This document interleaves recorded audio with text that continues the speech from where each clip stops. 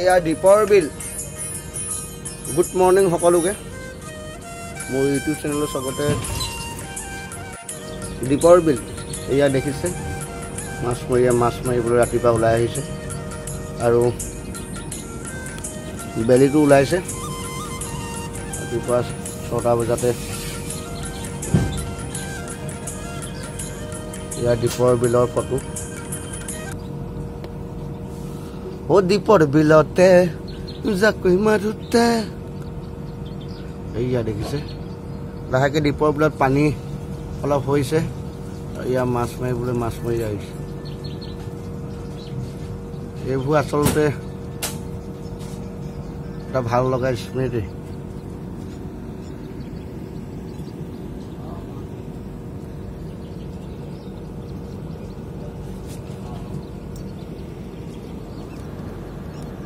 actually মই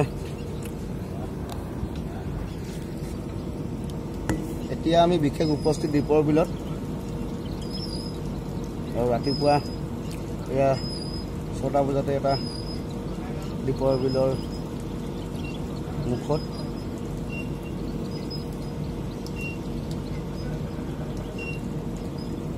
ভিডিঅ'টো আগলৈ উপভোগ কৰোঁ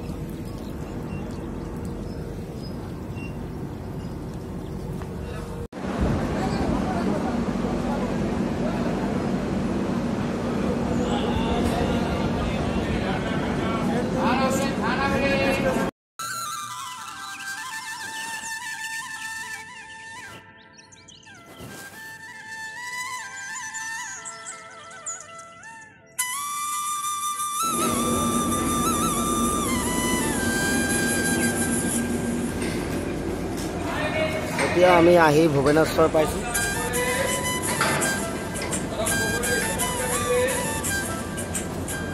এনেকেও যে ভাত খায় মোৰ বন্ধুৱে ভাত খাইছে আৰু এনেকেও যে ভাত খায় চব এখন ৰামকাহী বুলি কয় এখন ৰামকাহী নে বৰকাহী কাহিখন নাম কি অঁ দেখাই আছো মই আপোনালোকক কি কাটিব তো বন্ধুত্ব এনাজৰি এইটোৱে হৈছে এয়াই মৰম চেনেহ এনেকে ঘৰত আমি এখন কাঁহী ভাত খাওঁ আৰু ইয়াত চক ইমান মৰম চেনেহ 4টা ককাই ভাই একেলগত ভাত খাইছে দেখিছে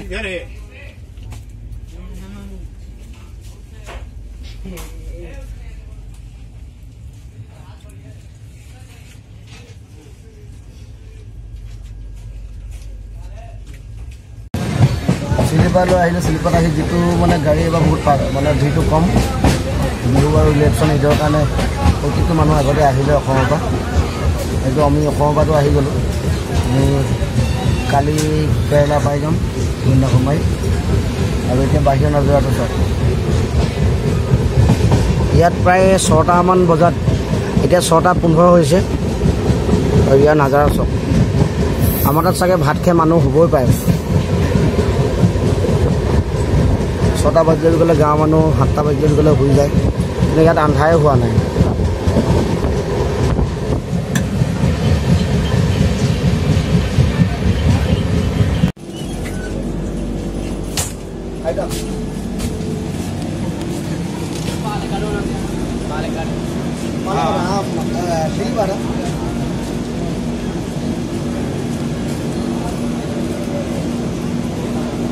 গৰমটো বহুত বেছি নেকি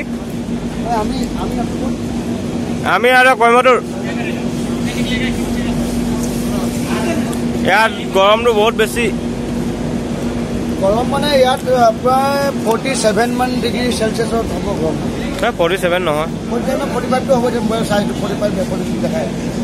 44 ন 44 ভাবক আমাৰ অসমতে 33 মান থাকে লাষ্ট অসমত 33 হ'লে মানে ফাটি যায়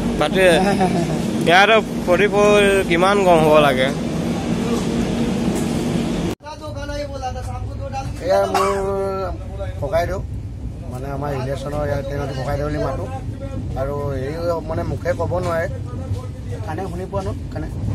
কাণেও শুনি নাপায় মুখেও ক'ব নোৱাৰে তথাপিতো আজি কাম কৰি খাই আছে আৰু পেণ্টিকেটটো আপোনাৰ ইয়ে ভাত বনাই বহুত লাখ পেচেণ্জাৰক ভাত খুৱাই আছে এনেকুৱাবোৰ মানুহৰ কাৰণে এটা লাইক দিব লাগে লাইক ভিডিঅ'টো আগলৈ উপভোগ কৰক এয়া আমি এতিয়া উপস্থিত কন্যাকুমাৰী আৰু প্ৰায় মোবাইল দেখাই দিয়ে কেইটা পাইছে টাইমটো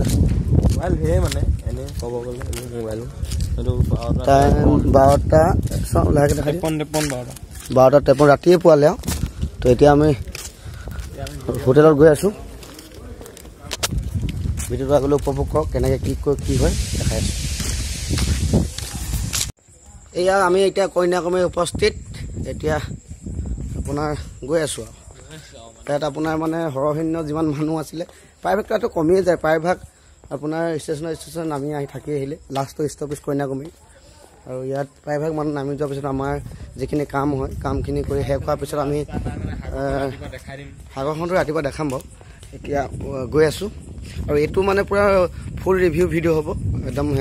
Dibrugarh to start to Kanyakumari যেনেকৈ আমি গৈ পাওঁ পূৰা ফুল কাইলৈ দিনটো কেনেকৈ কি কৰা হয় আৰু কেনেকৈ হোটেল পাইছোঁগৈ আপোনাক জনাই আছোঁ আৰু এতিয়া আমি ষ্টেচনৰ বেক চাইডে গৈ আছোঁ বেক চাইডৰ পৰা ওলাইছোঁ আৰু এতিয়া ৰুমলৈ গৈ আছোঁ যে এইটো ষ্টেচন বেক চাইডে ওলাইছোঁ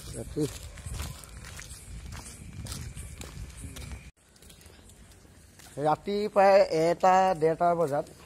এনেকৈ আমি ৰাস্তাৰ কিনাৰে দেখিছে ফুটপাথৰ মানুহ শুই আছে আৰু ৰাস্তাৰ কিনাৰে গৈ আছোঁ আৰু খোজকাঢ়িটো ৰাতি অলপ ভালেই লাগিছে কাৰণ এতিয়া প্ৰায় গৰমটো অলপ কম দিনত 44-45 ডিগ্ৰী চেলচিয়াছৰ গৰমটো তাপমাত্ৰাটো হয় তো এতিয়া অলপ চাগে কম এতিয়া নৰ্মেলি 26 মান আছে প্ৰথমটো মাজতে 26 হৈ গৈছিলে 30 হয় নাজাৰ ব্যক্তি প্ৰায় স্বামী বিবেকানন্দ মন্দিৰৰ আমি প্ৰায় ওচৰতে আছোঁ ৰুমলৈ গৈ আছোঁ আমি এতিয়া আৰু এয়া আমি আহি নিজৰ ৰুমত উপস্থিত হ'লোঁ ভিডিঅ'টো সকলোকে চোৱাৰ কাৰণে ধন্যবাদ আৰু ভিডিঅ'টো ভাল লাগিলে লাইক কমেণ্ট শ্বেয়াৰ কৰি দিব আজিলৈ বাই বাই